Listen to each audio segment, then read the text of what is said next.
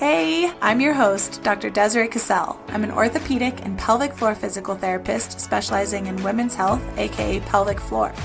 I'm a wife, mom of 3, foodie, lover of all things movement and nature, and I'm super passionate about educating, empowering, and supporting other women like you to find and maintain balance throughout all aspects of their lives, without pain, pressure, or peeing their pants. And this is the Balanced Momtality Podcast, where we will talk about all things pelvic floor, your core, and optimizing your pregnancy, birth, and postpartum recovery, providing you with the knowledge and tools so that you can feel like the strong, playful, and happy mom that you and your family deserve. Now let's get you out of those pads and back to loving movement. Fill up your water, pop in those AirPods, roll out your mat, and let's connect. Before we start today's episode, just a quick disclaimer that anything mentioned in this podcast is not meant to treat or diagnose any medical conditions. If you have any questions or concerns about your healthcare needs, please seek the care of your medical provider. This is also a safe space where we will be talking about very sensitive but important topics, such as issues with peeing and pooping, relationships, and even sex. So if you have littles around, probably a good idea to pop those AirPods in. But otherwise, I hope you enjoyed today's episode. Hey friend, we are back with another episode this week, and it is coming out later than it normally does, but it has been a week already. My family has had some hurdles with some medical stuff. My little one hurt her foot, had to do urgent care visits, and had some dental appointments, and needless to say, it has just been a lot this week, and I have given myself the grace to just not force these episodes, because that's the last thing I want to do is show up just because I said there would be 2 episodes a week and they normally come out on Monday and Thursday or Tuesday and Thursday if I'm lucky. This week, we're just going to show up. So you get me this week, but I don't know if there will be 2 episodes this week, to be honest. I haven't batched anything, so I am recording in real time. This episode is going to come out today on Wednesday. So we will see what I get in this week. And I'm kind of just giving myself this space right now, not even just with the podcast, but with the app, with my programs, with my clinic, just to sit back and do a little bit of the back end stuff, try and get things a little more organized and not being in such a push, do more mode, because I was doing a lot of that in January, trying to relaunch my program, and I did get a little burnt out. So especially if you're on social media, you probably noticed I haven't been over there very much. And in February, I don't even think I made any posts other than just showing up in my stories. So I just needed a little time. And I think that that is totally fine. And I'm not going to feel guilty about it. And I don't want you to feel guilty about it when life doesn't really go how you planned either. Sometimes it's worth listening to our energy and making sure we're not pushing things, because then when we show up, it's really not our authentic self. You're not getting my best energy, and that is not the goal here. So with that being said, I hope that you did follow along in February where we had the Pain with Intimacy series. It was really neat, and I had a lot of great feedback from those episodes. So please just continue to share, and if you did find those episodes helpful, please leave me a review. Pause the podcast right now. Go to the bottom of my show notes. See where you can leave me a 5-star review. This really helps make it so that my show shows up for those that are seeking and looking for this help and these resources. But I wanted to shift gears a little bit today, and we are going to talk about strength and how strength is not tight. But seriously though, right? Like we all want to be strong, but if your core feels tight all the time, that's actually not strength. If you're clenching your abs all day, you're not necessarily strong, friend. You are actually stressed. And so I wanted to just bring some awareness to the difference of a tight muscle versus a strong muscle, because this is something that it has taken me a while to really even feel in my body. And I want to really help you start to identify in your body so that you can then know, should you truly strengthen right away, or do we in fact need to do some of the release work and softening work first? And so with that being said, some of the common experiences that you might feel if you are tense, right? Which in this episode, if we're saying tension or tightness, that does not equal strength. Okay. So if you are a stomach gripper, you are clenching your abs, you are sucking in and holding your core all day.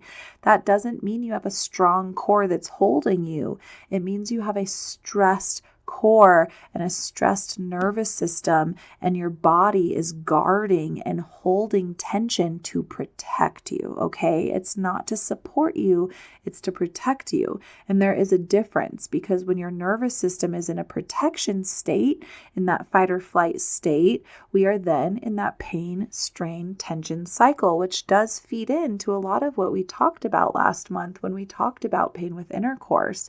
That tension and pain and gripping cycle is real. And if your pelvic floor is always on, right? Like maybe you don't really feel what a Kegel feels like, and that might not be because you're weak. It might be because your pelvic floor is actually clenched and maxed out. So you're not feeling any more engagement because it's already engaged, right?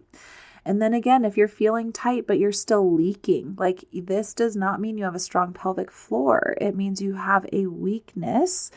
But we cannot just jump into strength like doing Kegels or even doing some core exercises and bridges and some of these other core stabilizing exercises, because it can make that tension worse and therefore maybe cause worse symptoms. Maybe you just had some leaking, but now you're having tailbone pain, back pain, pain with intercourse, and strong and tight are not the same thing, okay?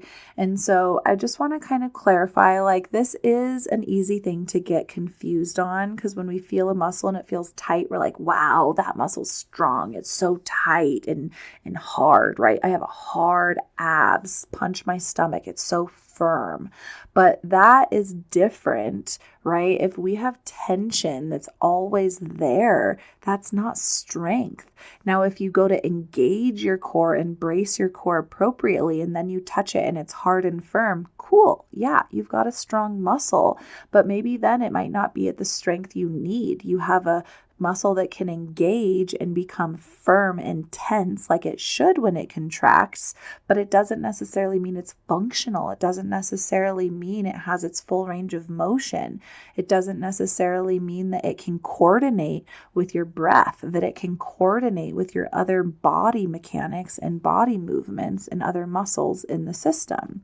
And so this can be pretty confusing, and especially with our cultural conditioning, with women especially, this flat stomach obsession, like suck in culture is dead. Please stop sucking in your core and abs, because it really does create a rubber band effect around your abs, and that actually pushes that pressure down on the pelvic floor. So you want to start becoming aware and doing what I call the body check. I have an episode all about it if you want to learn more about it. But one of the pieces that we talk about in that body check is tension. Are you holding tension, right? Like some people already know, oh yeah, I clench my jaw when I'm stressed, or yeah, my shoulders get really tight when I'm stressed. Well, guess what? If we can become aware of your shoulders being tight, your jaw being tight, you can also start to become aware of how your abs are chronically tight, how your pelvic floor is chronically tight. Because if those other muscles like your jaw and your shoulders and those deltoids and traps are always feeling locked and on, then that's where we can take that awareness throughout the rest of the body and start to scan and let go of those places that you are chronically holding. And especially in this suck in flat stomach culture and obsession that we've created, it does start to create this body dysmorphia. Like, it is normal to have a relaxed, round, soft tummy. Now, if you engage it and it pushes out more, then yeah, we do have some issues. Or if you engage it and you notice this big ab separation and bloating and distension in your abs, then yes, we've got dysfunction that we can work on and help to coordinate those abs and work with the balance in the system so that when you brace and engage, it is coming up and in and holding you more like a corset. But when you relax, you want it to be soft. And yeah, maybe some of you still have a flat stomach when you relax, but especially if you're postpartum, that might not ever be the case again. Once your fascia stretches, once that intra-abdominal space gets so stretched out, the abs, which are a contractile tissue, can get strong and toned up enough that when they engage, they create that flat stomach effect. But even then, you might have some adipose tissue, loose skin, saggy skin hanging around that creates a little bit of a pouch-looking effect. That is okay. It's okay. Your body grew a human. Like, we need to give our body grace and stop putting these unrealistic expectations on having zero extra skin and zero squish, because a little fat is actually healthy. When we have zero fat in our system, then our body doesn't have the safety of nutrients and support and temperature regulation that it needs, okay? And on the other side of things, if when you are engaging, it's bloating out, then yeah, we might have again a coordination problem. But when you relax and it's soft and stretched, that is okay, because that intra-abdominal space, that fascia did get stretched out. So while the abs can contract and when you engage it flattens, at rest it might look more bloated and distended, and that doesn't mean you are actually bloated or distended or weak. It means you have a relaxed core at that moment, which is good. You don't want to always be clenching and holding. And I have done episodes on this in the past, but I wanted to bring this into a little different lens so that you guys can just start thinking about this tension in your body and the firmness in your body. And I encourage you to actually feel your muscles. How do they feel? Are they feeling tense under your fingers? Because if so, then check in. Are you engaging that muscle on purpose? Because if not, that's the problem. You might be chronically engaging and holding that tension. But it can be confusing for other reasons, right? With that postpartum and pressure to bounce back, we think that our core should become that flat space. But when our fascia gets stretched out, when our abs sometimes even get that separation that doesn't come back together at that diastasis recti, this is where we start to freak out and think that we're broken, when really it's just our body's normal response. And yes, if you have a big ab separation, we can help modify that and create that space to be a little bit more toned and that ab distension to come down, the abs come together more. But that doesn't mean that at rest your belly is going to look like a six-pack. In fact, it shouldn't. The other issue on the other side is over bracing and clenching, right? Maybe you are afraid of prolapse, so you're just clenching and holding tension all the time. And this again increases intra-abdominal pressure. It doesn't mean you're strong because you're clenching and gripping. It can actually create more dysfunction because now we've created less room for the pressure to go, and a tight muscle can't flex and extend and become shock absorber like it should. It then becomes a wall that pressure hits, which then shoves that pressure into places like your pelvic floor, causing prolapse, causing leaking, causing hemorrhoids. Maybe it's pushing it out into the abs, causing diastasis recti or hernias. Maybe it's pushing into the back, causing a disc prolapse. These are all pressure management problems, and we really need to start feeling this safety in our body and the ability to let go. Especially if you're leaking. I have a lot of women that leak, so they just chronically clench and hold because they're afraid. And even as we get into the breath work and some of this softening, balancing work, they're afraid to really let it go because they're afraid they're going to leak as soon as they let that tension go. And we need to start building that safety in the body that you can release that tension and still be okay. So just please start becoming aware. Because when you feel unstable, you're going to grip. When you feel unsafe, you're going to guard. And gripping may create temporary stability, but in the long term, it creates dysfunction. So this is why we really want to know the difference of a strong muscle versus a tight muscle. And so what is actually happening with gripping? Why can it be stability in the short term but create dysfunction in the long term? Well, when you overgrip, your breath becomes shallow, right? Your diaphragm then therefore stops descending and moving through its full range of motion fully. This then changes the pressure management in the core and makes it so that your pelvic floor is also losing range of motion and excursion, as well as your low back, your sides, and yes, even your belly. We need to have that ebb and flow with your breathing to manage pressure effectively. So when we start shallow breathing, which starts to happen as we become tense and stressed and start gripping, we then get an increased pressure downward, and that's the last thing we want. But on top of that, we also get a blood flow decrease, which then changes the flexibility, the nutrition, the inflammation, and all of the chemical makeup in our body and how our body and our muscles feel. We also get the nervous system to stay in that fight or flight, which is, again, the last thing we want. We want our body to be in that parasympathetic, calm, rest, digest space. So again, you may feel tight abs, you might feel pelvic heaviness, you might even have constipation, maybe you have pain with intercourse, tailbone pain, hip pain, low back pain, jaw and TMJ pain. The reality is rigidity feels controlled, but resilience feels fluid, which means that when we engage a muscle that's strong, we feel supported, we feel stable, but then we have the control to let that muscle go and therefore feel soft and balanced with our breath, the ability to breathe deep even while you're bracing during an exercise is crucial. We don't want to just brace our core and all of a sudden become a shallow breather. So true strength, this is what it should feel like, okay? It moves with your breath. So like I just mentioned, you should be able to engage your brace, but still feel that ebb and flow within your core as you breathe. If not, you are gripping or holding too tight. Even if you're like, yeah, at rest, my tummy's soft. I don't clench or grip. I'm fine. I only engage when I'm exercising. But maybe when you're exercising, you're gripping so hard because you don't have the strength.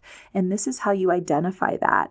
If you're engaging your core and you cannot breathe deep in that core space, meaning you don't feel pelvic floor, back, sides, abs expand slightly on the inhale, lift slightly on the exhale, then you are over gripping still, and it is still too much, okay? So it needs to move with your breath.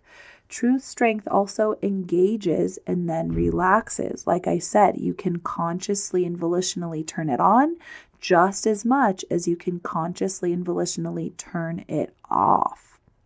It also responds to load.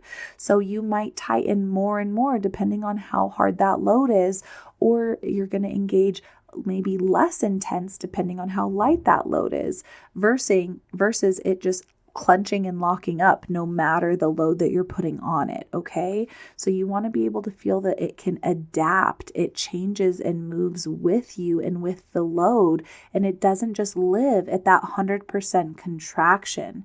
Especially viewing that pelvic floor, we talked about many times before, especially in this recent episode a few weeks ago, I talked about the pelvic floor elevator. Your pelvic floor should be like a trampoline, meaning it's responsive and not this cement wall. And through that trampoline effect, it should have that ability to contract and reflex with pressure. And the elevator idea is that it's contracting through these different levels depending on the load that's put on it. We're not just clenching it up to the very top, no matter what we're doing. That's the concept of just like Kegling or not. And that's not the case. So I want you to start visualizing that trampoline, visualize the elevator, try and feel this range of motion through your body as you breathe, as you move, and definitely check in with me if you feel like you have any issues that you're having a hard time assessing and getting on top of.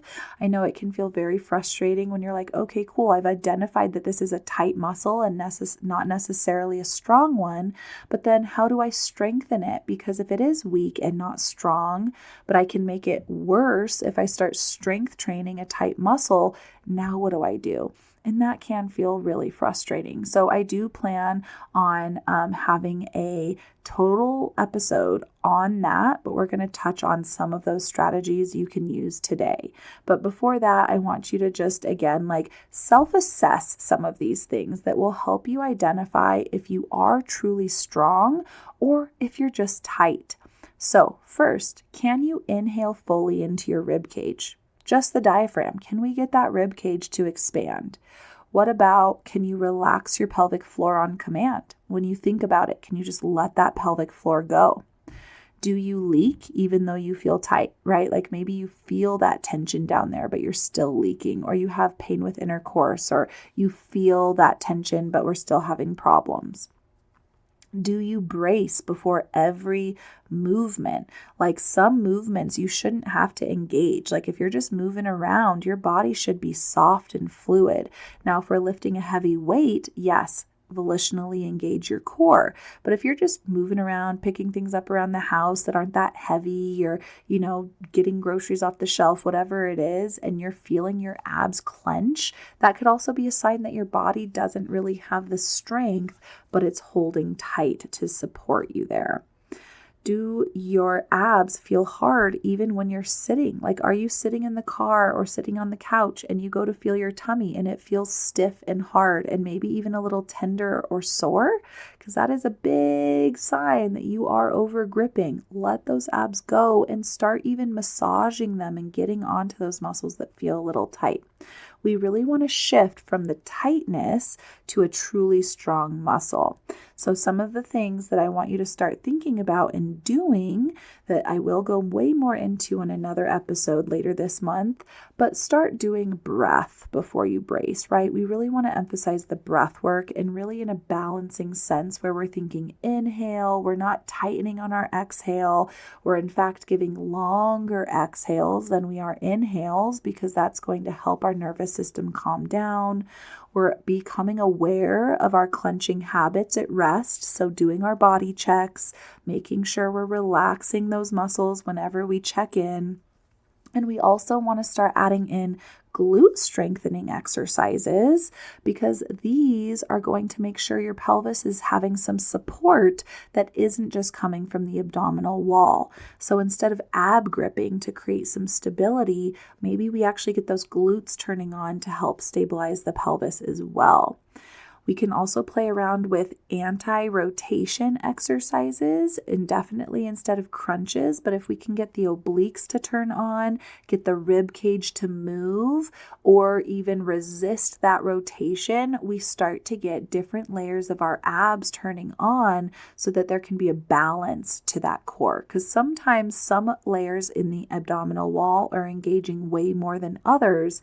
And as we get the other layers to turn on, it helps those other layers that have been clenching to turn off. And also just strengthening through full range of motion, right? So we want to not just think about isometrics or think about like a Kegel versus a not in letting it go. But like, again, where are you at in that range of motion? Are you working the pelvic floor through the whole elevator? Are you working your core, your back, your glutes through that whole range of motion? Or are you just clenching at end range and dropping back down? And this really does connect into intimacy. So remember, if we have tight pelvic floor, that's going to cause pain.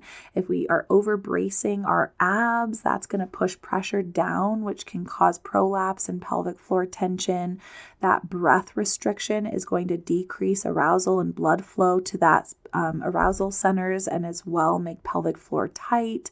That also is going to create guarding, and which can create leaking under a load, which we do want to make sure that as we are progressing with intimacy, just like progressing with exercise, that we are starting slow, starting in a space that's comfortable and not too vulnerable, but also not totally ignoring and avoiding those spaces and exercises that do make us feel a little uncomfortable, a little vulnerable, but we are confirming in our body that we are safe. We might touch, we might breathe, we might actually visualize and talk to ourselves. Whatever you need to do to let that tension go is what you need to do, okay, friends? But the first step is just becoming aware.